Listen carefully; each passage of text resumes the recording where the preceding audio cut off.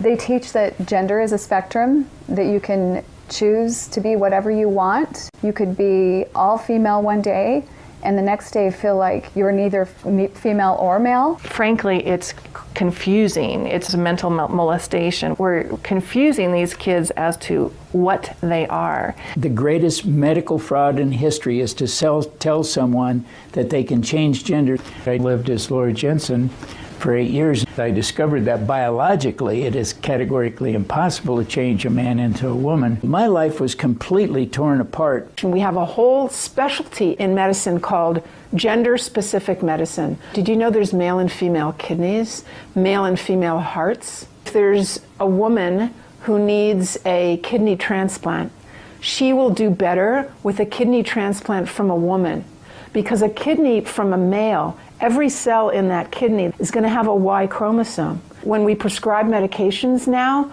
is this patient male or female? Because the reaction to the medication may differ. Leading young children down the path of puberty blockers, cross-sex hormones, and mutilating surgeries places them at a greater risk of developing high blood pressure, stroke, heart attacks, cancer, relationship problems, anxiety, depression, and suicide as adults. There are laws in Oregon where children as young as 15 can get taxpayer-funded sex changes without parental consent. You can't have an aspirin at school without parental consent. However, a student could make these life-altering, permanent decisions without their parental knowledge or consent. The Diagnostic and Statistical Manual of the American Psychiatric Association reports that as many as 98% of boys who are confused about their identity will come to accept their biological sex by the time they are adults, as long as they are not encouraged in their confusion. They're tampering with the core identity of these young people and confusing them. This is the enemy of my children and my grandchildren. And it's digging down into the core of being male and female, of our identity as persons, of our family life, of our children.